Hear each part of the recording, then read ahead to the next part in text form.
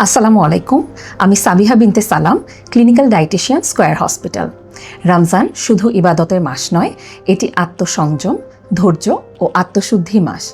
কিন্তু দুঃখজনকভাবে আমরা অনেক সময় খাদ্যাভ্যাসে সংযম না রেখে অতিরিক্ত খাওয়া দাওয়ার মাধ্যমে এই মাসে প্রকৃত উপকারিতা থেকে বঞ্চিত হই।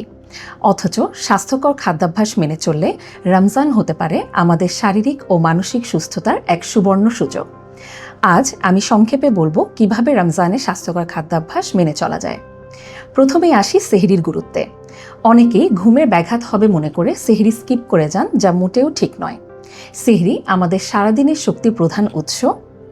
কাজেই সেহরিতে এমন খাবার আপনার যোগ করতে হবে যেসব খাবার আপনাকে ধীরে ধীরে শক্তি দেয় এবং দীর্ঘক্ষণ ক্ষুধা ধরে রাখতে সাহায্য করে।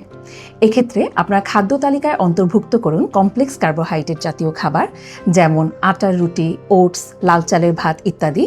এছাড়াও খাবারের প্রোটিন যেমন মাছ, মাংস, ডিম, দুধ, ডাল ইত্যাদি রাখতে হবে। পাশাপাশি ফলমূল ও শাকসবজি আপনার শরীরে ফাইবারের যোগান দেয় এবং অধিক সময় ক্ষুধা ধরে রাখতে সাহায্য করে। অতিরিক্ত লবণ ও ভাজা পোড়া খাবার শরীরে তৃষ্ণা বাড়ায়, তাই এই সকল খাবার আপনি এই সময় অবশ্যই পরিহার করবেন। এরপর আসি ইফতারের বিষয়ে। সারাদিন রোজা রাখার পরে ইফতার শুরু হতে পারে 1 থেকে 2টি খেজুর এবং পানীয় দিয়ে।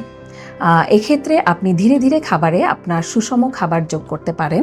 এক্ষেত্রে প্লেটে অর্ধেক থাকতে পারে সবজি, 1/4 কার্বোহাইড্রেট এবং 1/4 প্রোটিন। প্রতিদিন অতিরিক্ত ভাজা পোড়া খাবার যেমন বেগুনি, আলুর চপ, পেঁয়াজু এবং মিষ্টি জাতীয় শরবত কম খাওয়াই ভালো, কেননা এই ধরনের খাবার আপনার শরীরে রক্তের শর্করার তারতম্যে ব্যাঘাত ঘটাতে পারে এবং একই সাথে হজমের সমস্যা, গ্যাস্ট্রিক এবং ওজন বৃদ্ধির কারণ হতে পারে। তবে এই সকল খাবার পুরোপুরি না এড়িয়ে আপনি অল্প পরিমাণে মাঝে মাঝে আপনার খাদ্য তালিকায় রাখতে পারেন। তবে সেটি স্বাস্থ্যকর ওয়েতে রাখা যায়, যেমন আপনি সেটাকে ডিপ ফ্রাই না করে এয়ার ফ্রাই করতে পারেন এবং খাবারটাকে মুখরোচক করার জন্য আপনি ফ্রুট সালাদ বা ওটস দিয়ে তৈরি খাবার এবং বেগুনি, সেগুলো লাইট অয়েল ইউজ করে আপনি খাবারে যোগ করতে পারেন। সবার একটা মিথ থাকে যে স্বাস্থ্যকর খাবার মানেই সেটি মুখরোচক নয়, তবে এই ধারণাটি কিন্তু সম্পূর্ণ ভুল।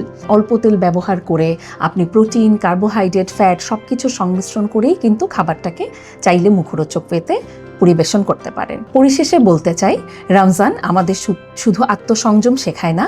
আপনি যদি সঠিক খাদ্যাভ্যাস মেনে চলতে পারেন তাহলে এটি আপনার ইবাদতের মাসের পাশাপাশি হতে পারে আপনার সুস্থতার মাসও। তাই আসুন আমরা সবাই সচেতন ও স্বাস্থ্যকর রমজান পালন করি। ধন্যবাদ।